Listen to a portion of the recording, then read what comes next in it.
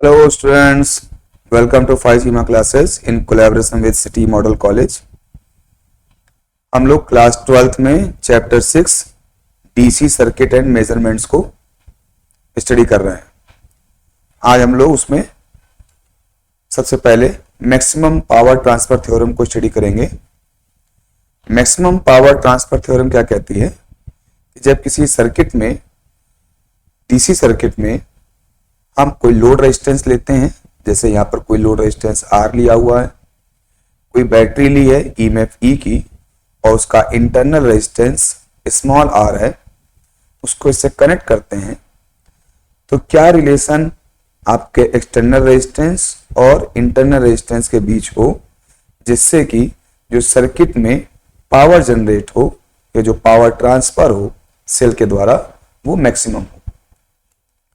तो उसके लिए हम देखते हैं कि करंट सर्किट में क्या होगी इस कंडीशन पर जब आपने एक्सटर्नल रेजिस्टेंस R लगाया हुआ है, बैटरी का इंटरनल रेजिस्टेंस स्मॉल r है और इसका EMF E है। तो करंट इन द सर्किट का मतलब होता है I is equal to total EMF upon total resistance. तो I is equal to total EMF, आपका सेल का EMF हो गया E और टोटल रेजिस्टेंस सर्किट का हो गया internal resistance plus external resistance जो कि small r plus capital R है। अब ट्रांसफर कितनी होगी पावर, यहां पर आपके एक्सटर्नल रेजिस्टेंस में कितनी पावर ट्रांसफर होगी, तो उसका फॉर्मूला है आपका P is equal to VI या I स्क्वायर R या V स्क्वायर बाई R, इनमें से कोई भी एक फॉर्मूला आप यूज कर सकते हैं पावर के लिए। VI का मतलब voltage across resistance and I का मतलब current across resistance. I current and R resistance, V potential और R रेजिस्टेंस। इस तरह से इन तीनों में से किसी भी फॉर्मूले का यूज करके आप पावर आपके रेजिस्टेंस के अक्रॉस कितनी ट्रांसफर हो रही, कितनी स्पेंड हो रही, कितनी कंज्यूम हो रही है, उसको आप निकाल सकते हैं। तो इस तरह से यदि हम पावर का फॉर्मूला लगाएं P is equal to I square R, क्योंकि I हम ऑलरेडी पता कर चुके हैं और R हमको गिवन है, तो इस तरह से हमारे सर्किट में जो पावर ट्रांसफर होगी वो हो जाएगी P is equal to I square R। I की वैल्यू हम यहां से पुट कर दें तो I की वैल्यू कितनी पुट हो गई, E upon small r plus R whole square into R। तो ये हमारा पावर जनरेट हो रहा है या पावर कंज्यूम हो रहा है across the external resistance capital R। अभी पावर मैक्सिमम कब होगी, मैक्सिमम के लिए इस हम अपने फाइनल इक्वेशन को देखें तो यहाँ पर जो कैपिटल E है ये तो आपका सेल का EMF है, जो स्मॉल r है वो सेल का रेजिस्टेंस है इंटरनल, और कैपिटल R आपका एक्सटर्नल रेजिस्टेंस है। यानी पावर डिपेंड कर रही है आपने कितना एक्सटर्नल रेजिस्टेंस लगाया है। यदि पावर रेजिस्टेंस पे डिपेंड करती है और इसको लेकर यदि हम एक ग्राफ बनाएं तो हम ग्राफ किस तरह से बना सकते हैं, जो ग्राफ बनेगा वो इस प्रकार का हाइपरबोला ग्राफ आएगा और हम देखेंगे किसी पर्टिकुलर रेजिस्टेंस पर जो पावर है आपकी वो मैक्सिमम आपकी जनरेट हो रही है। इस पावर को आप चाहें तो इस तरह से भी निकाल सकते हैं कि सेल ने यदि I करंट आपके सर्किट में फ्लो करी है, I करंट जो कि I आपने यहां पर निकाली है, तो सेल ने कितनी पावर खर्च करी, P is equal to VI फॉर्मूले से, V का मतलब EMF और I का मतलब करंट, तो सेल ने इतनी पावर जनरेट करी जिसमें से जो सेल का इंटरनल रेजिस्टेंस स्मॉल r था तो वहां पर इतनी पावर कंज्यूम हो गई। तो जो रिमेनिंग पावर होगी वही पावर आपकी यहाँ पर एक्सटर्नल सर्किट में मिलेगी। तो जब यहाँ पर आप I की वैल्यू पुट करेंगे तो आपकी यहाँ से भी यही फॉर्मूला आपका निकल के आ जाएगा। तो पावर आप इस फॉर्मूले से भी निकाल सकते हैं डायरेक्ट आपके एक्सटर्नल रेजिस्टेंस में, या फिर बैटरी ने कितनी पावर स्पेंड करी उसमें से कितनी पावर बैटरी के इंटरनल रेजिस्टेंस में कंज्यूम हो गई उसको माइनस कर देंगे तो भी रिमेनिंग पावर आपके एक्सटर्नल सर्किट में कितनी कंज्यूम हुई वो निकल आएगी। तो अब जो है हम यहाँ पर देख रहे हैं ग्राफ से किसी पर्टिकुलर रेजिस्टेंस पर जो आपका पावर जनरेट होता है ये वो मैक्सिमम होता है, और जहां पर वैल्यू मैक्सिमम होती है हम देखते हैं कि वहां पर जो स्लोप होता है वो आपका जीरो है, किसका, पावर और रेजिस्टेंस के ग्राफ का। यानी हम इस पर्टिकुलर इक्वेशन का यदि रेजिस्टेंस के रिस्पेक्ट में स्लोप निकालें यानी डिफरेंशिएशन करें और इसको इक्वल टू जीरो करें तो हमको रेजिस्टेंस और स्मॉल आर के बीच में एक रिलेशन निकल आएगा, जिस पर कि हम कह सकेंगे कि वहां पर हमारी जो पावर होगी वो मैक्सिमम होगी। अब हम यहाँ पर डिफरेंशिएट कर देते हैं, तो value of P is maximum when slope का मतलब derivation of power with respect to resistance, क्योंकि रेजिस्टेंस के वेरी करने से ही करंट चेंज होगी और उसी से आपकी पावर चेंज होगी। तो पावर का रेजिस्टेंस के रिस्पेक्ट में हम डिफरेंशिएशन करेंगे और इसको इक्वल टू 0 करेंगे। डिफरेंशिएशन कैसे करेंगे, तो जो पावर है वो तो वैल्यू आपको दे रखी है, हम इसको रब कर दें एक्स्ट्रा चीजों को, ये तो जो पावर है उसकी वैल्यू दे रखी है और इसको डिफरेंशिएट करेंगे पावर को, तो ये डिवीजन वाला डिफरेंशिएशन का फॉर्म लगेगा कि एक बार लोअर जो डिनोमिनेटर होता है उसको हम ऐसे लिखा रहने देते हैं, जैसे यहाँ पे small R plus capital R whole square है उसको ऐसे लिखा रहने देंगे। जो आपका डिनोमिनेटर है, सॉरी जो न्यूमरेटर है उसका हम डिफरेंशिएट करेंगे, तो न्यूमरेटर में क्या है ई स्क्वायर और आर, तो न्यूमरेटर का डिफरेंशिएशन होगा d by d R of E square R. Then फिर माइनस लगाते हैं और फिर न्यूमरेटर को लिख लेते हैं केवल ई स्क्वायर आर को, और फिर denominator small R plus R का होल स्क्वायर का डिफरेंशिएट करते हैं अपॉन डिनोमिनेटर का स्क्वायर करते हैं। तो डिनोमिनेटर आपका कितना है आर प्लस आर का होल स्क्वायर और उसका स्क्वायर करेंगे तो ये आर प्लस आर की पावर 4 हो जाएगा। तो ये तो डिफरेंशिएशन का मेथड हो गया फॉर डिवीजन मेथड में। अब इसको हम आगे डिफरेंशिएट करें, तो जो ईएमएफ है ये तो सेल का ईएमएफ कांस्टेंट है, तो वो आपका कांस्टेंट बाहर आ जाएगा डिफरेंशिएशन से। तो डिफरेंशिएशन कितना हो गया, डिफरेंशिएशन होगा आपका differentiation of r respect to r, तो d r upon d r 1 हो गया, तो यहाँ पर आपका सिंपली ई स्क्वायर आ गया। इस तरफ की बात करें तो ई स्क्वायर आर तो वैसे ही बाहर है पहले से ही, और इसका डिफरेंशिएशन है, जब आप इसका डिफरेंशिएशन करेंगे तो क्या होगा स्मॉल आर प्लस आर का होल स्क्वायर का डिफरेंशिएशन हो जाएगा 2r प्लस आर, और फिर एक बार कैपिटल आर का अलग से होगा तो वो आपका 1 हो जाएगा। तो इस तरह से ये डिफरेंशिएशन तो आपका ये आ गया, और अपॉन ये वैल्यू ऑलरेडी लिखी हुई है। अब इसको आप इधर ले जाएंगे तो वो 0 हो जाएगी। तो इस तरह से आपका फाइनल इक्वेशन क्या आ जाएगी small R plus capital R whole square minus E square को भी आप कॉमन लेकर डिवाइड कर सकते हैं, वो भी 0 हो जाएगा। तो ये रिलेशन बच गया। अब इसको और सिंप्लीफाई कर लें आप, आर प्लस आर यहाँ है, यहाँ भी आर प्लस आर है, इसको भी कॉमन लीजिए और 0 में डिवाइड कर दीजिए। तो इस तरफ क्या बचेगा, इस तरफ बचेगा आर प्लस आर, फिर ये माइनस, और फिर यहाँ से आर प्लस आर तो आपने कॉमन लेके डिवाइड कर दिया है, सिंपली क्या बचेगा 2 कैपिटल आर। तो इस तरह से आपका फाइनल जो रिलेशन आ गया वो ये आ गया, और इसको सिंप्लीफाई करेंगे तो आप आ जाएगा small R is equal to capital R. यानी किसी भी सर्किट में जहां पे इंटरनल रेजिस्टेंस एक्सटर्नल रेजिस्टेंस के इक्वल होगा तो वहां पर हमेशा जो पावर होगी वो मैक्सिमम होगी। तो यही आपकी मैक्सिमम पावर थ्योरम है कि when the internal resistance and external resistance are equal the power transferred by the battery to external load resistance is maximum. जब आपका इंटरनल रेजिस्टेंस एक्सटर्नल रेजिस्टेंस के इक्वल होगा तो जो पावर सर्किट में होगी वो सबसे मैक्सिमम होगी। ठीक है, तो ये हमारी आपकी मैक्सिमम पावर ट्रांसफर थ्योरम हो गई। अब हम नेक्स्ट देखते हैं किरचॉफ्स लॉ। किरचॉफ्स लॉ की बात करें तो किरचॉफ्स लॉ इन इलेक्ट्रोस्टैटिक आपके दो हैं, फर्स्ट लॉ और सेकेंड लॉ। फर्स्ट लॉ क्या कहता है कि कोई भी सर्किट है इस तरह से और सर्किट में कोई जंक्शन है, तो ये आपका जंक्शन है। जंक्शन का मतलब हो गया जहां पर कई सारे वायर्स आपके ऐड हो रहे हो, ज्वाइन हो रहे हो, या यहां से कई डायरेक्शन में आपकी करंट इमिट या इनकमिंग या आउटगोइंग हो रही हो, तो ऐसे पॉइंट को हम जंक्शन कहते हैं। तो किसी पर्टिकुलर जंक्शन में इन electric circuit algebraic sum of the current meeting at any point in the circuit is 0। कहने का मतलब है किसी पॉइंट पर यदि कोई सर्किट में कई सारी करंट चारों तरफ से आ रही हैं या जा रही हैं, तो उस पर्टिकुलर पॉइंट पर नेट करंट का जो सम होगा वो इक्वल टू 0 होगा। उसको आप ऐसे भी समझ सकते हैं कि जब भी कभी सर्किट में जो करंट फ्लो होता है तो कंडक्टर पे नेट चार्ज कभी भी चेंज नहीं होता। जितना चार्ज कंडक्टर में वन एंड से इंटर करेगा उतना ही चार्ज सेकंड एंड से एग्जिट कर जाता है, यानी नेट चार्ज कंडक्टर पर हमेशा 0 होगा। तो एक तरह से ये जो आपका लॉ है ये कंजर्वेशन ऑफ चार्ज का भी लॉ है, और इसीलिए इसको हम यहाँ पर इस तरह से कहते हैं कि किसी पर्टिकुलर पॉइंट पे नेट करंट जीरो, यानी जितना चार्ज यहाँ पर आएगा उतना ही चार्ज दूसरी जगह पर चला भी जाएगा। ठीक है, अब चार्ज के आने जाने को ही करंट कहते हैं। तो इस तरह से जैसे हम इस पॉइंट ओ की बात करें तो यहाँ से I1 करंट आ रही है, यहाँ पर I2 करंट आ रही है, जंक्शन पर मिल रही है, ज्वाइन हो रही है, और उसके बाद I4, I5 और I3 में आपकी निकल जा रही है। तो इस तरह से इनकमिंग जो करंट है वो I1 और I2 है, आउटगोइंग करंट I5, I4 और I3। लेकिन जो टोटल करंट आपके यहाँ पर ज्वाइन पे हो गई, जंक्शन पे हो गई, वो जीरो हो गई, क्योंकि जितना चार्ज आया उतना ही चार्ज चला गया। इसलिए sigma I is equal to zero.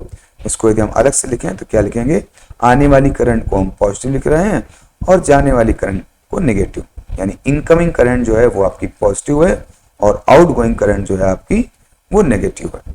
तो इनकमिंग करंट क्या हो गई, I1 प्लस I2, तो आने वाली करंट तो हो गई I1 प्लस I2, और आउटगोइंग करंट कितनी हो गई, I3, I4 और I5, तो वो माइनस की हो गई। तो इस तरह से नेट करंट क्या हो गई आपकी, जीरो। अब इसमें आप आउटगोइंग करंट को दूसरी तरफ ले जाएं तो आप लिखेंगे I1 plus I2 is equal to I3 plus I4 plus I5, यानी टोटल जो इनकमिंग करंट है वो टोटल आउटगोइंग करंट के इक्वल है। तो इस तरह से ये आपका Kirchhoff's first law is also called Kirchhoff's current law, और ये चार्ज कंजर्वेशन का लॉ है, चार्ज कंजर्वेशन। ठीक है, किसी जंक्शन पे जो नेट चार्ज है वो हमेशा कांस्टेंट है, यानी यहाँ पर किसी कंडक्टर में जीरो रहता है, वो जीरो ही रहेगा। ठीक है, किरचॉफ्स का फर्स्ट लॉ हो गया। कोई एग्जांपल देखना चाहें तो जैसे कोई सर्किट है और उसमें करंट फ्लो हो रही है इस तरह से, और यहाँ से करंट यदि 3 एम्पियर आ रही है, यहाँ से करंट I2, ये I1 थी, ये I2 2 एम्पियर आ रही है, और यहाँ पर करंट I3 है, तो कितनी करंट होगी, तो जितनी करंट आने वाली है, जितनी इनकमिंग है उतनी ही आपकी आउटगोइंग भी होगी, यानी I1 plus I2 is equal to I3। I1 3 हो गया, I2 2 हो गया, तो I3 कितना हो जाएगा आपका 5 एम्पियर हो जाएगा आपका I3। इस तरह से हम किरचॉफ्स करंट लॉ को यानी KCL को यहाँ पर अप्लाई करते हैं, जिसको हम लोग फर्स्ट लॉ भी कहते हैं। अब नेक्स्ट देखते हैं किरचॉफ्स सेकंड लॉ और लूप रूल। ये बहुत इंपॉर्टेंट रूल है, किरचॉफ्स सेकंड लॉ और लूप रूल। ये क्या कहता है कि जैसे कोई सर्किट है आपका ये, तो किसी सर्किट में कोई भी क्लोज लूप ले लें। क्लोज लूप का मतलब हो गया कि आपका सर्किट पूरा क्लोज नहीं होगा तब तक सर्किट में करंट फ्लो नहीं करेगी। यदि कहीं से वो ओपन है तो वो क्लोज आपका लूप नहीं हुआ। तो सर्किट का कोई भी जो हिस्सा हो वो कंप्लीट हो, सर्किट कंप्लीट हो जिसमें करंट पूरी फ्लो हो सके, उस पार्ट को हम कहेंगे क्लोज लूप। तो सर्किट में कोई क्लोज लूप है तो उसमें जो एल्जेब्रिक सम होगा products of current and resistance, यानी I और R। I और R क्या होता है, पोटेंशियल होता है। पोटेंशियल क्या होता है, एनर्जी होती है। किस बात की एनर्जी होती है, energy per unit coulomb, per unit charge, है ना, पर यूनिट चार्ज या पर यूनिट कूलाम, आप जो भी कहना चाहें। तो ये कह रहा है कि products of current and the resistance, यानी energy across the resistance in each part of the loop is equal to the algebraic sum of the EMF in the loop. EMF क्या है, energy supplied by cell, energy by cell. तो सीधा सा मतलब है जो energy cell supply करेगा वही एनर्जी आपके रेजिस्टेंस के अक्रॉस स्पेंड होगी, यानी total energy across all resistance must be equal to total energy supplied by cell. तो इसीलिए इसको हम लोग Kirchhoff's second law of conservation of energy का लॉ भी कहते हैं, कि हमने यहाँ पर सर्किट के डिफरेंट सेगमेंट में जो सेल्स हैं वो एनर्जी सप्लाई करते हैं, जो रेजिस्टेंस है वह एनर्जी कंज्यूम होती है। तो टोटल एनर्जी कंज्यूम इक्वल होनी चाहिए टोटल एनर्जी सप्लाई के, तो इसीलिए इसको कंजर्वेशन ऑफ एनर्जी का लॉ भी कहते हैं। तो अब इसको किस तरह से यहाँ पर हम लोग एग्जीक्यूट करते हैं, लगाते हैं, उसको देखेंगे। तो क्या सर्किट हो गया, कितना रेजिस्टेंसेस के अक्रॉस एनर्जी कंज्यूम हो रही है और कितनी एनर्जी हमारी सप्लाई हो रही है, energy supplied must be equal to energy consume. अब इस लॉ को लगाने के लिए यहां पर हम क्या यूज करते हैं, जैसे सपोज ये लूप लिया हमने, नंबर 1 लूप लिया और ये नंबर 2 लूप लिया, ये जो पूरा आपका सर्किट है ये ऐसा, ये आपका सेकंड लूप हो गया और ये जो पूरा सर्किट है आपका, ये आपका फर्स्ट लूप हो गया।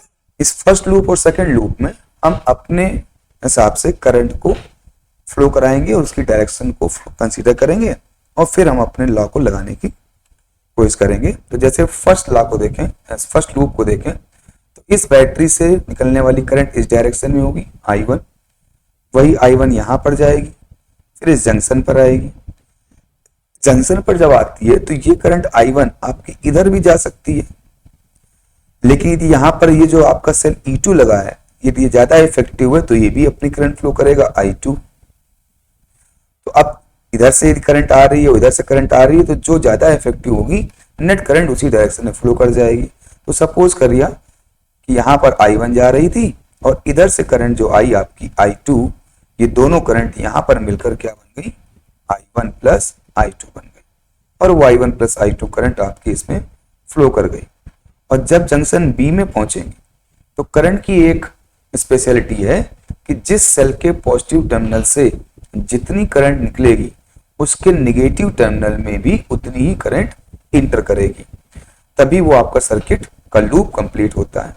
तो आपके सेल E2 से I2 करंट निकल रही है तो सेल के निगेटिव टर्मिनल में भी I2 करंट ही इंटर करेगी, यानी इस पॉइंट B पर जब टोटल करंट ये आएगी तो यहां से I2 करंट वापस इस रेजिस्टेंस R2 से होते हुए सेल के नेगेटिव टर्मिनल में चली जाएगी और रिमेनिंग जो I1 करंट होगी वो आगे बढ़ करके आपके रेजिस्टेंस R1 से होते हुए फिर से अपने सेल E1 जिससे I1 करंट निकल रही थी उसके नेगेटिव टर्मिनल में I1 करंट के फॉर्म में इंटर कर जाएगी।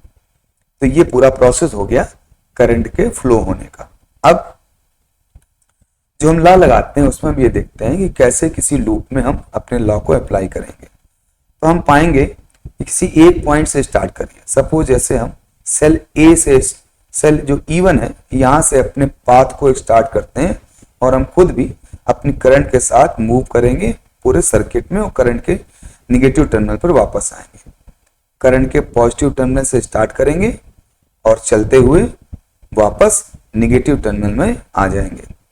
तो अब क्या करते हैं, सपोज हम पॉजिटिव टर्मिनल से निकल रहे हैं, तो जब हम पॉजिटिव टर्मिनल से निकलेंगे तो सेल ने हमको कितनी एनर्जी दी होगी per unit coulomb, E1 energy हमको दी होगी सेल ने, क्योंकि सेल का मतलब ही है सेल के ईएमएफ का कि पर यूनिट कूलम वो कितनी एनर्जी देता है। तेरी सेल 10 वोल्ट का सेल है तो इसका मतलब 1 कूलम चार्ज जब उस सेल से निकलेगा तो उसकी कितनी एनर्जी होगी, 10 वोल्ट उसकी एनर्जी होगी। ठीक है तो इस तरह से सेल E1 से के पॉजिटिव टर्मिनल से यदि हम अपने को स्टार्ट करते हैं चलना तो 1 कूलम चार्ज पर जो एनर्जी होगी वो होगी E1, वो सेल ने दे दी। अब हम आगे चलेंगे, जब आगे चलेंगे और इस तरह से अब हम इंटर कर रहे हैं यहाँ पर E2 में। जब हम इंटर करेंगे E2 में तो E2 तो हमको पुश कर रहा है क्योंकि हम जाना चाह रहे हैं सामने की ओर और जो सेल का जो एनर्जी सप्लाई है वो हमको बैकवर्ड जाने के लिए कह रहा है। इसका मतलब ये एनर्जी हमारी एनर्जी से निगेटिव डायरेक्शन में है या निगेटिव है तो वो हमको सब्ट्रैक्ट करनी पड़ेगी अपनी एनर्जी में से। तो हम E1 एनर्जी लेके निकले थे और जब हम सेल E2 पर पहुंचे जो कि हमारे डायरेक्शन का अपोज कर रहा है तो इसलिए वो उसकी जो एनर्जी E2 है वो हमको माइनस करनी पड़ेगी अपनी एनर्जी में से। फिर हम आगे चलेंगे सेल के आगे, जब सेल के आगे जाएंगे तो इसको रब कर दें, लगा जब सेल के आगे जाएंगे तो रेजिस्टेंस R2 मिलेगा। अब रेजिस्टेंस R2 में करंट किस डायरेक्शन में फ्लो कर रही है, करंट तो ये आ रही है जो कि I2 डायरेक्शन में फ्लो कर रही है। जब करंट I2 डायरेक्शन में फ्लो कर रही है तो यानी रेजिस्टेंस में जो हमारी डायरेक्शन है वो आगे की ओर है, हम इस तरफ की ओर जा रहे हैं जबकि करंट इस तरफ की ओर आ रही है। और करंट हमेशा हायर पोटेंशियल से लोअर पोटेंशियल की ओर जाती है, यानी इस तरफ एनर्जी ज्यादा है और इस तरफ एनर्जी कम है। तो जब हम जा रहे हैं हम फिर लोअर से हायर एनर्जी की तरफ जा रहे हैं क्योंकि करंट की अपोजिट डायरेक्शन है। वो करंट हमेशा हायर से लोअर की तरफ आती है। तो इस वजह से हमारी जो एनर्जी होगी वो इंक्रीज कर जाएगी, क्योंकि हम हायर एनर्जी वाले प्लेस पर जा रहे हैं लोअर से। तो कितनी एनर्जी इंक्रीज कर जाएगी? जितनी एनर्जी करंट यहाँ पे स्पेंड कर रही है इधर आने में, हमको यहाँ पर उतनी एनर्जी एक्स्ट्रा मिल जाएगी। तो करंट कितनी एनर्जी एक्सपेंड कर रही है? I2 R2। तो करंट इस तरफ की ओर आने में जो एनर्जी स्पेंड कर रही है वो I2 R2 कर रही है। और हम किधर जा रहे हैं? ओहो, सब रब कर दिया, एक मिनट। हाँ, हम जा रहे हैं इस तरफ और करंट आ रही है इस तरफ। तो करंट हायर पोटेंशियल से लोअर पोटेंशियल की ओर जाती है और हम जा रहे हैं लोअर से हायर, यानी हमारी एनर्जी इंक्रीज हो जाएगी। तो पहले E1 थी, E1 में E2 माइनस हो गई, उसके बाद हम आगे जा रहे हैं तो हमारी एनर्जी इंक्रीज होगी। कितनी एनर्जी इंक्रीज होगी? जो यहाँ पर होगी। यहाँ पर कितनी एनर्जी होगी? आपकी जो करंट इस तरफ जब आ रही है, इस डायरेक्शन में आ रही है, तो वो एनर्जी का लॉस कर रही है। तो जो एनर्जी का ये लॉस कर रही है वही एनर्जी हमको यहाँ पर जब पहुंचेंगे तो एक्स्ट्रा मिलेगी। तो वो कितनी एनर्जी होगी? V = IR से I2 × R2। और ये एनर्जी हमको मिलेगी क्योंकि हम करंट की अपोजिट जा रहे हैं, हायर पोटेंशियल की तरफ जा रहे हैं। तो I2 R2। फिर हम आगे चलते हैं और यहाँ पर पहुंचते हैं।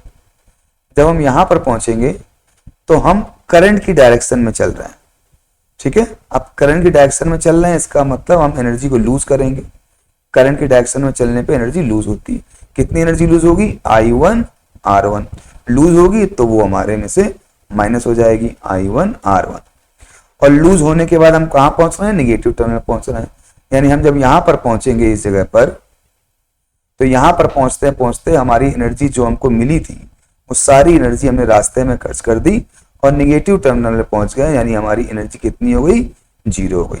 कि निगेटिव टर्मिनल पे एनर्जी 0 मानी गई है और पॉजिटिव टर्मिनल पे एनर्जी E1 मानी गई है, क्योंकि इनका जो पोटेंशियल डिफरेंस होता है उसी को हम E1 कहते हैं। इस तरह से ये प्रोसेस पूरा आपके फर्स्ट लूप के लिए हो गया, ठीक है। अब इसको हम सेकंड लूप के लिए करते हैं। तो जरा इस चीज को पहले अब हम जंक्शन टू, अब हम आपका जो सेकंड लूप है, सेकंड लूप की बात करें यहाँ पर, तो सेकंड लूप में हम सेल E2 से स्टार्ट करते हैं चलना। तो E2 के पॉजिटिव टर्मिनल से स्टार्ट कर रहे हैं, करंट की डायरेक्शन I2 में हम चल रहे हैं। तो जब हम सेल E2 से पॉजिटिव टर्मिनल से निकले तो पर कूलम जो एनर्जी हमको मिली वो मिली E2। फिर हम आगे मूव किए, यहाँ पर चले और यहाँ पर हम करंट की डायरेक्शन में चल रहे हैं। तो जब रेजिस्टेंस में करंट की डायरेक्शन में चलते हैं तो एनर्जी ड्रॉप होती है। तो जो एनर्जी हमारी यहाँ पर थी वो कितनी थी? E2 थी। और जब हम इस रेजिस्टेंस को क्रॉस करके यहाँ पर पहुंचेंगे तो जितनी एनर्जी करंट यहाँ पर स्पेंड करेगी वो एनर्जी हमारी E2 में माइनस हो जाएगी। तो कितनी एनर्जी यहाँ पर स्पेंड करेगी? वो हो जाएगा I1 + I2 × R3। ये पोटेंशियल यहाँ पर ड्रॉप हो जाएगा। तो इतनी एनर्जी हमारी एनर्जी से कम हो जाएगी, यानी I1 + I2 × R3। तो सेल से हमको एनर्जी मिली थी E2, सामने पड़ गया रेजिस्टेंस, उस रेजिस्टेंस में एनर्जी ड्रॉप हो गई I1 + I2 × R3, ठीक है। उसके आगे हम चलेंगे तो फिर हम आएंगे बी जंक्शन में और फिर हम I2 पर जाएंगे। जब इस डायरेक्शन में जाएंगे यानी R2 क्रॉस करेंगे, क्योंकि हमें निगेटिव टर्मिनल पहुंचना है। जब R2 क्रॉस करेंगे तो यहाँ पर भी जो करंट है वो हमारी डायरेक्शन में ही मूव कर रही है। जिस डायरेक्शन में हम मूव कर रहे हैं उसी डायरेक्शन में करंट मूव कर रही है। यानी जब हम बी से यहाँ पर पहुंचेंगे इस जगह पर, तो इस रेजिस्टेंस में जितना एनर्जी करंट ड्रॉप करेगी वो हमारी एनर्जी से और कम हो जाएगा। तो कितनी एनर्जी ड्रॉप करेगी? I2 × R2।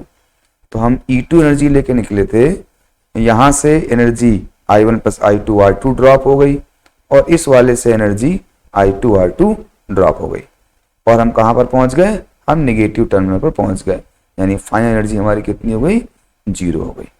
तो इस तरह से ये दो इक्वेशन है आपकी सर्किट में अप्लाई हो जाती हैं किरचॉफ्स लॉ को देते हुए। जितनी एनर्जी हमको मिली थी बैटरी के पॉजिटिव टर्मिनल से बैटरी के निगेटिव टर्मिनल तक पहुंचते पहुंचते वो एनर्जी 0 हो जाएगी।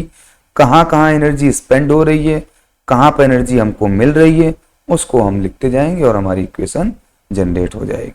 तो इस तरह से आपका किरचॉफ्स का सेकंड लूप लिख लिया, और इसको हम लोग किरचॉफ्स वोल्टेज लॉ भी कहते हैं, KVL भी कहते हैं। वोल्टेज मतलब एनर्जी पर कूलम, ठीक है। और पहले था KCL, किरचॉफ्स करंट लॉ, यानी चार्ज पर यूनिट सेकेंड।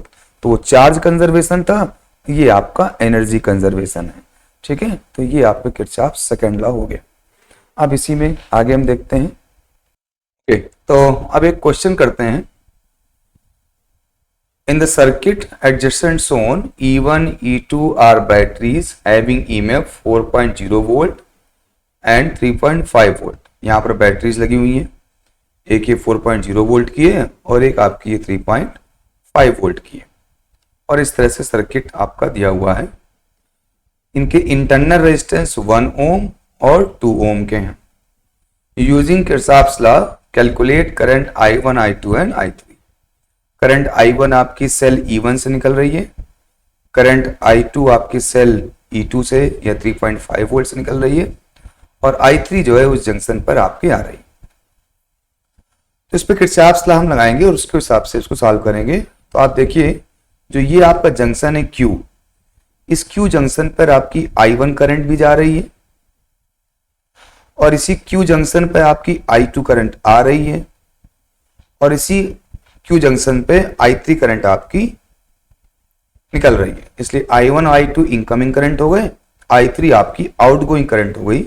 तो किरचॉफ्स फर्स्ट लॉ यदि हम यहाँ पर लगा लें तो आपकी I1 प्लस I2 इक्वल हो गई I3 के, क्योंकि जो करंट आने वाली है उतनी ही आपकी आउटगोइंग करंट होगी। Incoming current is equal to outgoing current.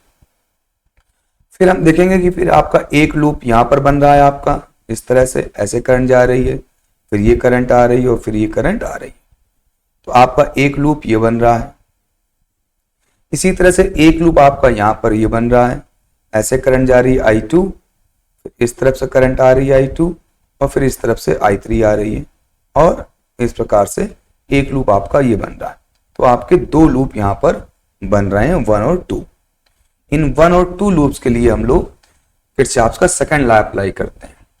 तो सेकंड लॉ कैसे अप्लाई करेंगे? तो सेकंड लॉ में हम लोगों ने देखा था कि बैटरी के किसी पॉजिटिव टर्मिनल से स्टार्ट करते हैं। सपोज इस E1 बैटरी के पॉजिटिव टर्मिनल से स्टार्ट करते हैं, 4 वोल्ट वाली बैटरी से, और करंट I1 की डायरेक्शन में चलते हैं। तो जब पॉजिटिव टर्मिनल से स्टार्ट करेंगे तो आपको एनर्जी कितनी मिली? E एनर्जी मिली आपको, ठीक है।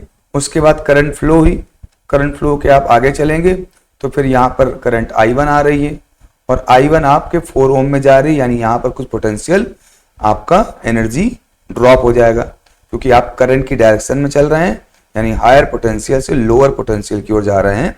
तो जो एनर्जी इस 4 ओम में ड्रॉप होगी वो आपकी सेल से जो एनर्जी मिली थी उसमें से कम हो जाएगी। तो इस तरह से आप क्या लिखेंगे? आपको 4 वोल्ट एनर्जी मिली थी, आप आगे चले, आगे आप 4 ओम वाले में पहुंचे, वहां पर I1 करंट फ्लो हो रही है, तो कितनी एनर्जी ड्रॉप हो गई यहाँ पर? I इंटू आर, यानी 4I1, ये एनर्जी ड्रॉप हो गई। आप Q पर पहुंचे, फिर Q से आप इस तरफ की ओर आ रहे हैं, I3 करंट कितनी फ्लो हो रही है? I3, और किस रेजिस्टेंस फ्लो हो रही है? 10 ओम में। तो कितनी एनर्जी यहाँ पर ड्रॉप हो रही है? 10I3। और ये भी आप करंट की डायरेक्शन में ही चल रहे हैं, यानी आप हायर से लोअर पोटेंशियल जा रहे हैं, यानी एनर्जी आपकी पहले से और कम हो जाएगी, तो -10I3। फिर उसके बाद आप कहां पर वापस पहुंच गए? अपने नेगेटिव टर्मिनल वापस पहुंच गए, और साथ साथ में यहां पर एक इंटरनल रेजिस्टेंस भी था। तो जो सेल का इंटरनल रेजिस्टेंस होता है उसको आप चाहे यहां बना लीजिए और चाहे उसको इंटरनल रेजिस्टेंस यहां बना लीजिए। किसी भी एक जगह पर आप इस इंटरनल रेजिस्टेंस को आपके सेल के आगे या पीछे बना सकते हैं। तो सपोज हमने आगे तो लिया नहीं था, तो हमने यहां मान लिया। तो इस तरह से जो आपकी इंटरनल रेजिस्टेंस था 1 ओम का, वो सर्किट के रास्ते में पड़ा आपके नेगेटिव टर्मिनल से पहुंचने तक।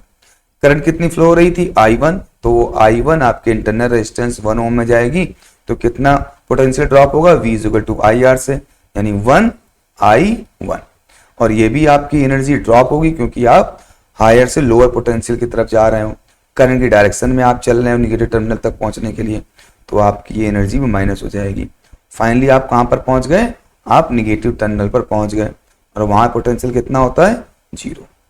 तो इस तरह से आपने फर्स्ट लूप में अपनी एनर्जी किरचॉफ्स वोल्टेज लॉ को या किरचॉफ सेकंड लॉ को अप्लाई किया कि टोटल एनर्जी आपको सेल से मिली थी 4 वोल्ट, 4 ओम में एनर्जी ड्रॉप हो गई 4i1, 10 ओम में एनर्जी ड्रॉप हो गई 10i3, उसके बाद इंटरनल रेजिस्टेंस में एनर्जी ड्रॉप हो गई 1i1 और इस तरह से वापस आप नेगेटिव टर्मिनल पहुंचे तो टोटल एनर्जी आपकी अब कितनी बची, 0 बची। तो इसी को यहां पर हम लिख लेते हैं इस तरह से कि PQSP इस वाले लूप में हमने अप्लाई किया और ये फॉर्मूला हमने लिख लिया जो अभी हम लोगों ने बनाया था। ऐसे ही उसके बाद हम लोग इसको सिंप्लीफाई कर सकते हैं। सिंप्लीफाई करें तो 4 को इस तरफ ले आइए या बाकी चीजों को दूसरी तरफ ले आइए तो जो नेगेटिव्स थे वो सब आपके पॉजिटिव बन जाएंगे और 4 इस तरफ बना रहेगा। तो आपका फर्स्ट रिलेशन एक तरह से ये आ गया। इसको आप सिंप्लीफाई करें तो यहाँ पर i3 हमने लिया था, ये जो करंट i3 था, इस i3 को हमने रिप्लेस कर दिया i1 और i2 से। तो i3 को रिप्लेस कर दिया i1 i2 से, तो ये रिलेशन बन गया। इसको और सिंप्लीफाई करें तो फाइनली ये हो गया आपका 5i1 10i1 15i1 और ये 10i2 क्योंकि 10 से मल्टीप्लाई हो जाएगा और ये हमारा एक तरह से रिलेशन आ गया। फर्स्ट ये था तो ये आपका सेकंड रिलेशन यहाँ पर बन गया इस फर्स्ट लूप को लेके PQSP को लेकर के। ठीक इसी तरह से अब हम यहाँ पर लूप लगाएंगे जो हमारा कौन सा QRSQ लूप है, QRSQ। अब इस लूप की बात करेंगे। अब इसमें भी सपोज हम लोग यहाँ से चलते हैं बैटरी से E2 से चलते हैं तो E2 से आप स्टार्ट करते हैं पॉजिटिव टर्मिनल से करंट की डायरेक्शन में। तो E2 से एनर्जी कितनी मिली आपको, 3.5 वोल्ट आपको पॉजिटिव टर्मिनल से एनर्जी आपको मिल गई। अब आप करंट की डायरेक्शन में चल रहे हैं, फिर करंट की डायरेक्शन में आपको रेजिस्टेंस आपके रास्ते में पड़ता है। तो आप करंट की डायरेक्शन में चल रहे हैं मतलब हायर पोटेंशियल से लोअर पोटेंशियल की ओर जा रहे हैं। यानी जब आप करंट रेजिस्टेंस होते हुए जाएंगे तो आप कहां पर पहुंचेंगे, लोअर पोटेंशियल पहुंचेंगे। इसका मतलब 3 ओम में एनर्जी कुछ ड्रॉप हो जाएगी। वो एनर्जी क्या होती है, वो पोटेंशियल ड्रॉप होता है। वो पोटेंशियल ड्रॉप इसके इक्वल होता है करंट और रेजिस्टेंस के मल्टीप्लाई के, यानी i2 इंटू 3 ओम। तो कितनी एनर्जी यहाँ पर ड्रॉप हो गई, 3i2 एनर्जी ड्रॉप हो गई। I इंटू आर, आर आपका 3 ओम है, करंट i2 है। तो कितनी एनर्जी स्पेंड हो गई आपकी इस रेजिस्टेंस में, इस रेजिस्टेंस में एनर्जी स्पेंड हो गई आपकी 3i2। उसके बाद आप कहां पर पहुंचते हैं, उसके बाद आप पहुंचते हैं जंक्शन पे और जंक्शन से फिर आएंगे आप करंट 10 ओम रेजिस्टेंस में। वहां कितनी करंट फ्लो हो रही है, i3 फ्लो हो रही है। यहाँ भी आप करंट की डायरेक्शन में आप चल रहे हैं क्योंकि आपको निगेटिव टर्मिनल पहुंचना है और आपकी जो डायरेक्शन है चलने की वो वही है जो आपके करंट की डायरेक्शन है। तो यहाँ पर भी आप हायर से लोअर पोटेंशियल में जा रहे हैं, यानी जो एनर्जी है वो 10 ओम में कुछ स्पेंड हो जा रही है, पोटेंशियल ड्रॉप हो जा रहा है। कितना, V is to I R. तो I तो आपका i3 है और R आपका 10 ओम है, तो 10i3 एनर्जी आपकी फिर ड्रॉप हो गई। फिर उसके बाद आप कहां पर पहुंचे, S पर, और S से फिर वापस आप निगेटिव टर्मिनल पहुंचेंगे। तो यहां पर इस सेल का भी इंटरनल रेजिस्टेंस होगा जो अभी तक हमने काउंट नहीं किया हुआ है। तो सेल का रेजिस्टेंस चाहे आप आगे बना दें और चाहे आप पीछे बना दें। तो सपोज हमने यहां पर बना दिया क्योंकि अभी तक हमने काउंट नहीं किया था। तो जो सेल का रेजिस्टेंस है वो कितना है, 2 ओम है। तो निगेटिव टर्मिनल से पहुंचने से पहले आपको सेल के इंटरनल रेजिस्टेंस को क्रॉस करना पड़ेगा। इसमें करंट कितनी फ्लो हो रही है, i2 फ्लो हो रही है। तो कितना आपका वोल्टेज ड्रॉप हुआ, V is to I R, यानी R तो 2 है और I2 है। यहाँ भी ड्रॉप हो रहा है तो माइनस। इसके बाद आप कहां पर पहुंच गए, निगेटिव टर्मिनल पहुंच गए। यहाँ पहुंच गए आप निगेटिव टर्मिनल पर पहुंच गए तो निगेटिव टर्मिनल पोटेंशियल बचता है कितना, 0। तो 3.5 वोल्टेज आपने पॉजिटिव टर्मिनल से लिया था, फिर आपने 3 ओम रेजिस्टेंस में आपने पोटेंशियल ड्रॉप हुआ, करंट की डायरेक्शन में चल रहे थे। फिर 10 ओम रेजिस्टेंस में पोटेंशियल ड्रॉप हुआ, करंट की डायरेक्शन में आप चल रहे थे। फिर इंटरनल रेजिस्टेंस से पोटेंशियल ड्रॉप हुआ, आप करंट की डायरेक्शन में चल रहे थे। और इस तरह सारी एनर्जी आपकी सर्किट में स्पेंड हो गई और वापस आप आ गए निगेटिव टर्मिनल में, यानी फाइनल पोटेंशियल कितना बच गया, 0 बच गया। तो अब इसी चीज को हम लोग लिख लेते हैं यहाँ पर। तो इसको इस तरह से हमने लिख लिया उसी बात को। अब इसको सिंप्लीफाई कर लेते हैं। यहाँ भी i3 की वैल्यू जो है i1 प्लस i2 में कन्वर्ट कर देंगे, जिससे कि हमारी 2 इक्वेशनें बनेंगी और दोनों आपकी 2 वेरिएबल होंगे, i1 और i2, जिनको हम सिंप्लीफाई कर सकते हैं। तो यहाँ पर भी i3 की जगह वैल्यू पुट कर दी और इसको सिंप्लीफाई कर लिया। तो इस तरह से फाइनली आप सिंप्लीफाई करके आएगा तो 5i2 plus 10i1 plus i2 is equal to 3.5, ये रिलेशन हमारा बन गया। अब इन दोनों इक्वेशंस को, इसको और इस तरह से लिख लें, इसको और हम यहाँ पे लिखेंगे तो ऐसे लिख देंगे सिंप्लीफाई करके, तो ये फाइनल रिलेशन आपकी आ गई थर्ड। तो थर्ड रिलेशन और ये सेकंड रिलेशन, इन दोनों रिलेशंस को आप सिंप्लीफाई कर लेंगे, साइमल्टेनियस इक्वेशन की तरह सॉल्व कर लेंगे, तो आपके जो आंसर आएंगे वो I1 आ जाएगा 0.2 एम्पियर और I2 हो जाएगा आपका 0.1 एम्पियर, इन दोनों इक्वेशंस को सॉल्व करने के बाद। अब I1 और I2 आपका निकल आया, तो I1 प्लस I2 I3 होता है, तो इस तरह से I3 कितना हो गया 0.2 0.1 0.3 एम्पियर हो गया। ये आपका इस क्वेश्चन को हमने किरचॉफ लॉ से सॉल्व कर लिया। तो यहाँ पर हमने KCL लॉ भी यूज किया है और यहाँ पर फिर हमने KVL यानी सेकंड लॉ भी यूज किया है और फर्स्ट लॉ भी यूज किया है। दोनों लॉ यूज करके हम लोगों ने इस क्वेश्चन को सॉल्व कर लिया। इसी क्वेश्चन को हम दूसरे तरीके से भी सॉल्व कर सकते हैं, जहां पर सिर्फ हम KCL मेथड यूज करेंगे। उस तरीके को भी हम लोग देख लेते हैं। इसी सवाल को सॉल्व करने का एक दूसरा मेथड भी है, आइए अब उसको देखते हैं। इस सेकंड मेथड में इस सवाल को कैसे करेंगे, तो हम देखते हैं KCL लॉ को फॉलो करते हैं कि KCL लॉ के अकॉर्डिंग क्या है कि Q जंक्शन पर जो करंट इंटर कर रही है I1 और I2, इनका जो सम है वो किसके इक्वल है, I3 के इक्वल है। ये हमको पता है। I1 इधर से इंटर कर रही है, I2 इधर से इंटर कर रही है और I3 आपकी जंक्शन से निकल रही है। तो I1 plus I2 incoming current हो गई, I3 आपकी आउटगोइंग करंट हो गई। अब यहाँ पर हम क्या करते हैं कि जैसे आप यहाँ पर पाएंगे जिस तरह से Q जंक्शन है वैसे ही आपका एक S जंक्शन भी है और उस जंक्शन के वो जंक्शन जो है आपका दो बैटरियों के नेगेटिव टर्मिनल से आपका कांटेक्ट में है। तो हम इसको क्या करते हैं, इसको हम ग्राउंड कर देते हैं। ग्राउंड का मतलब हो गया इसको अर्थ से जोड़ दिया, इस जंक्शन को अर्थ से जोड़ने का मतलब हो गया यहाँ का पोटेंशियल हमने कह दिया जीरो, क्योंकि इसको हमने ग्राउंड से जोड़ दिया। अभी जब ये पोटेंशियल जीरो हो गया आपका, तो आपका ये जो बैटरी है ये आपका 4 वोल्ट का पोटेंशियल है। इसका जो रेजिस्टेंस है 1 ओम, जो हमने आपको बताया था, चाहे हम वो रेजिस्टेंस सेल के पीछे बना लें या वो सेल के आगे बना दें। अब सेल के यदि हम आगे बनाते हैं तो हम देखते हैं चाहे हम यहाँ पर बना दें रेजिस्टेंस और चाहे इस रेजिस्टेंस को यहाँ पर ना बना करके जहाँ पर अभी हमने बनाया है, इसकी बजाय इस रेजिस्टेंस को हम यहाँ पर भी बना सकते हैं, इस जगह पर भी बना सकते हैं। वो इसलिए क्योंकि ये पूरा वायर एक है। जब वायर एक है तो रेजिस्टेंस को कहीं भी आगे पीछे आप मूव कर सकते हो, उससे सर्किट में कोई फर्क नहीं पड़ता। तो बजाय रेजिस्टेंस के यहाँ बनाने के हमने इस रेजिस्टेंस को आपके जो इंटरनल रेजिस्टेंस है सेल का, उसको हमने 4 ओम रेजिस्टेंस के साथ में बना दिया। तो जरा इसको हम रब करके फ्रेश फिगर बना दें। तो हमने क्या किया, यहाँ पर जो सेल का इंटरनल रेजिस्टेंस है उसको हम लोगों ने इस तरह से यहां पर बना दिया, इस जगह पर बना दिया। ये सेल का इंटरनल रेजिस्टेंस 1 ओम हो गया इस जगह पर और यहां से हमने हटा दिया। वो इसलिए हम कर पाए क्योंकि ये आपका पूरा वायर एक है और वायर में आप आगे पीछे रेजिस्टेंस को स्लाइड कर सकते हो। ऐसा किया इसलिए क्योंकि हमको ये पॉइंट P चूज करना था और पॉइंट P के पहले रेजिस्टेंस चूज करते तो करंट फ्लो कराते समय बैटरी के रेजिस्टेंस को कंसीडर करना पड़ता और पोटेंशियल कुछ ड्रॉप होता और उसको हम P पर बताते। तो इस वजह से हमने P के आगे रेजिस्टेंस को कह दिया। उससे क्या हुआ, जो सेल का ई में E हमने यहाँ पर 4 वोल्ट है, वही 4 वोल्ट आपके इस वायर में हर जगह पर बना रह गया और P पर भी 4 वोल्ट हम कह सकते हैं। तो अब हमने कह दिया कि P पर कितना वोल्टेज है, P पर वोल्टेज 4 वोल्ट है। ये हम इसलिए कह पा रहे हैं क्योंकि यहाँ पर कोई रेजिस्टेंस हमने अप्लाई नहीं किया, हमने रेजिस्टेंस को आगे अप्लाई कर दिया। ठीक है, क्योंकि उससे सर्किट में कोई चेंज नहीं पड़ा। यदि हम सर्किट यहाँ पर अप्लाई कर देते पहले, तो फिर यहाँ पोटेंशियल का कुछ ड्रॉप होता, उसको हमें लेना पड़ता और बचा हुआ पोटेंशियल P पे जाता।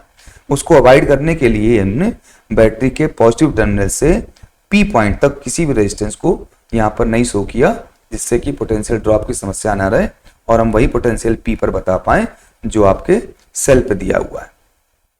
ठीक है, तो जिस तरह से हमने यहाँ पर कर लिया कि सेल 4 वोल्ट के रेजिस्टेंस को यहाँ पर बना लिया, तो P पर वही पोटेंशियल हो गया जो बैटरी के पॉजिटिव टर्मिनल पे था। अब P के आगे चलेंगे तो रेजिस्टेंस आपका इंटरनल रेजिस्टेंस 1 ओम पड़ेगा, फिर 4 ओम पड़ेगा, फिर एक जंक्शन Q पड़ेगा। तो Q पे पोटेंशियल हमने सपोज कर लिया कितना है VQ। ये हमको पता नहीं है। क्यों नहीं पता है? क्योंकि हमको करंट यहाँ पर पता हो P से Q के बीच में, तो हम यहाँ पर पोटेंशियल ड्रॉप निकाल लें और बचा हुआ पोटेंशियल Q पर हो जाएगा। तो करंट तो हमको मालूम ही नहीं है, लेकिन P पर हमको साफ साफ पता है कि पोटेंशियल कितना है। बैटरी का potential positive terminal direct P से जुड़ा है, तो P पर वही पोटेंशियल है जो बैटरी के पॉजिटिव टर्मिनल पे है, यानी 4 वोल्ट। अब Q वोल्ट पे आ गया, तो Q वोल्ट पे हमने कह दिया पोटेंशियल VQ है, हमको नहीं पता है। फिर ऐसे ही आप आ जाते हैं R पॉइंट पर। R पॉइंट को देखें तो आप देखिए कि R पॉइंट भी आपके E2 बैटरी से जुड़ा हुआ है, E2 बैटरी से जुड़ा हुआ है और E2 के पॉजिटिव टर्मिनल से जुड़ा हुआ है। यहाँ पर भी आपका जो रेजिस्टेंस होगा, इंटरनल रेजिस्टेंस, वो भी कहीं ना कहीं वर्क करेगा। तो इंटरनल रेजिस्टेंस को आप चाहे पहले बनाएं और चाहे आगे बनाएं, ठीक है, लेकिन चूंकि बैटरी के पोटेंशियल को ले रहे हैं तो रेजिस्टेंस को लेना पड़ेगा। तो हम बैटरी के रेजिस्टेंस को यहाँ पर बनाएं या यहाँ ना बना करके हम उस रेजिस्टेंस को यहाँ भी ले सकते हैं, क्योंकि जब बैटरी से करंट निकलेगी तो उसका रेजिस्टेंस इफेक्टिव होगा ही होगा। तो इसलिए हमने बैटरी के रेजिस्टेंस को यहाँ पर लेना ही पड़ेगा। तो बैटरी रेजिस्टेंस पीछे ना बना करके हमने आगे बनाया, और आगे यहाँ पर ना बना करके हमने यहाँ पर बना दिया, क्योंकि एक ही वायर है आपका, उस वायर में रेजिस्टेंस को आगे पीछे आप मूव कर सकते हो। और आगे इसलिए बनाया है जिससे कि हम R पर पोटेंशियल निकालते समय हमें R इंटरनल रेजिस्टेंस के पोटेंशियल ड्रॉप का कोई हमें सोचना ना पड़े। अब इससे क्या हो गया कि आपका पॉजिटिव टर्मिनल जो E2 है वो आपका सीधे R से जुड़ा हुआ है। तो जो पोटेंशियल आपका पॉजिटिव टर्मिनल पे है बैटरी के, वही पोटेंशियल आपका R पे हो जाएगा। अब पॉजिटिव पोटेंशियल पे कितना है, आपके जो EMF है सेल का पॉजिटिव पोटेंशियल 3.5 वोल्ट है, यानी R पर भी जो पोटेंशियल हो गया वो 3.5 वोल्ट हो गया, जैसे P पे पोटेंशियल 4.0 वोल्ट हो गया था। तो VR हो गया आपका 3.5 वोल्ट, ठीक है। S पे कितना पोटेंशियल है वो हम देख चुके हैं कि S पे पोटेंशियल है आपका 0, ठीक है। अच्छा, अब देखिए, अब हम जंक्शन Q की बात करते हैं। Q में जो करंट फ्लो हो रही है एट जंक्शन Q, ये हम पहले देख चुके हैं कि I1 करंट आने वाली, इस तरफ से I1 करंट, इस तरफ से I2 करंट आने वाली है और जाने वाली है आपकी I3। अब I1 क्या हो गई? I1 का मतलब होता है पोटेंशियल डिफरेंस अपॉन रेजिस्टेंस। तो I1 का पोटेंशियल डिफरेंस क्या हो गया? कहां से करंट जा रही है आपकी? P से जा रही है Q की तरफ। तो जरा हम बाकी चीजों को यहाँ पर रब करें, आपको समझ में आया कुछ? तो हमने इस तरह से और चीजों को रब कर रहे हैं, इससे कम से कम चीजें रहें और आपको समझ में आ सके।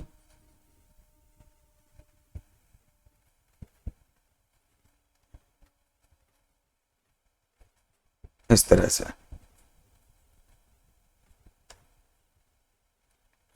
तो यहां जो करंट फ्लो हो रही है I1, वो कैसे निकालेंगे? पॉइंट P और पॉइंट Q के बीच का पोटेंशियल डिफरेंस अपॉन रेजिस्टेंस। तो रेजिस्टेंस तो एक तो यहाँ पर 1 ओम भी है आपका, सेल का इंटरनल रेजिस्टेंस जो बनाया था। तो टोटल रेजिस्टेंस यहाँ पर कितना हो गया? यहाँ टोटल रेजिस्टेंस हो गया 5 ओम। इसी तरह यहाँ पर टोटल रेजिस्टेंस कितना हो गया? 3 ओम था आपका लगा ही हुआ है, और 2 ओम आपका इस सेल का रेजिस्टेंस है जो हमने यहाँ बनाया है। तो यहाँ पर भी कितना रेजिस्टेंस हो गया? 3 और 2 5 ओम हो गया, ठीक है। अब P और Q के बीच में आप कहें तो डेल्टा V PQ, P और Q के बीच का पोटेंशियल डिफरेंस। तो P और Q के बीच का पोटेंशियल डिफरेंस क्या हो गया? VP minus VQ upon R। तो VP तो 4 है, VQ हमको पता नहीं है, और R कितना है उनके बीच का? टोटल 5 है। इसी तरह से I2 क्या हो जाएगा? ये आपका I2 है। I2 किधर से किधर फ्लो कर रही है? I2 फ्लो कर रही है R से Q, यानी VR हायर पोटेंशियल हुआ, VQ लोअर पोटेंशियल हुआ। तो VR minus VQ upon R, तो VR तो 3.5 है, VQ हमको पता नहीं, और R कितना यहाँ पर है देखिए, R टोटल 3 ओम एक्सटर्नल और 2 ओम आपका इंटरनल रेजिस्टेंस सेल का यहाँ पे लिया है। तो टोटल कितना हो गया? 5। तो 5। तो इस तरह से इक्वेशन ये बन गया। I3 देखिए, I3 क्या है? I3 की बात करें तो I3 पोटेंशियल कितना है? VQ हमने माना है क्योंकि पता नहीं है, और IS पे कितना है? 0 है। तो V3 हो गया आपका VQ minus VS upon resistance. तो VQ तो हमको पता नहीं है, लेकिन VS जरूर पता है कितना 0 और R कितना रेजिस्टेंस 10 ओम। तो इस तरह से आपका I1, I2 और I3 निकल आया। अब वो चीज हम यहाँ पर पुट कर देंगे क्योंकि I1 प्लस I2 किसके इक्वल है, I3 के इक्वल है। तो अब इसको हम आगे करते हैं और इसको पुट करते हैं। तो यहाँ पर देखते हैं, तो इस तरह से आपका I1 plus I2 is equal to I3 है। I1 की वैल्यू पुट करें तो हमने निकाली थी 4 माइनस VQ अपॉन 5 और I2 की वैल्यू निकाली थी आपने 3.5 माइनस VQ अपॉन वो भी आपका 5 आया था और I3 की वैल्यू निकाली आपने VQ माइनस 0 अपॉन 10। इसको सिंप्लीफाई कर दें तो 5 5 2 10। अब इसको आप यहाँ पर मल्टीप्लाई कर दें 2 का उस तरफ, तो ये हो जाएगा आपका 8 minus 2VQ plus 7 minus 2VQ is equal to VQ। इसको सिंप्लीफाई कर लें, 8 और 7 आपका हो गया 15, ये हो गया माइनस के 4VQ is equal to VQ। 4VQ इधर ले आइए तो 15 इज इक्वल टू 5VQ। तो VQ इज इक्वल टू क्या आ गया 5, यानी वोल्टेज एट Q आपका 5 है। तो अब आप यहाँ से I1 निकाल सकते हैं क्योंकि I1 था आपका, सॉरी 5 नहीं 15 अपॉन 5 हो जाएगा, 15 अपॉन 5 यानी 3, ठीक है, 5 पे डिवाइड कर दें।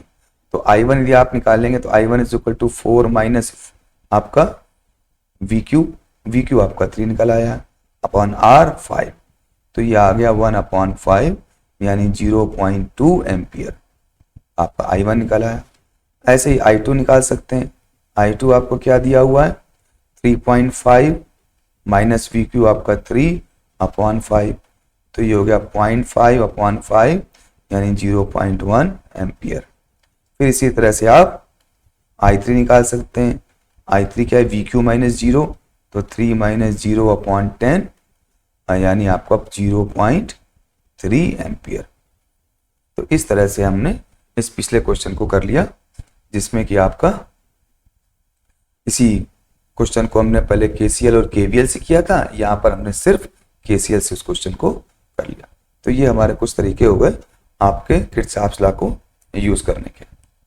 तो आज के लिए बस इतना ही, इतना आपके सिलेबस में आएगा, यहाँ तक आप प्रिपेयर करेंगे। नेक्स्ट टर्न पर हम इसको आगे बढ़ाएंगे और कुछ और चीज़ों को करेंगे। तो तब तक के लिए take care and bye bye.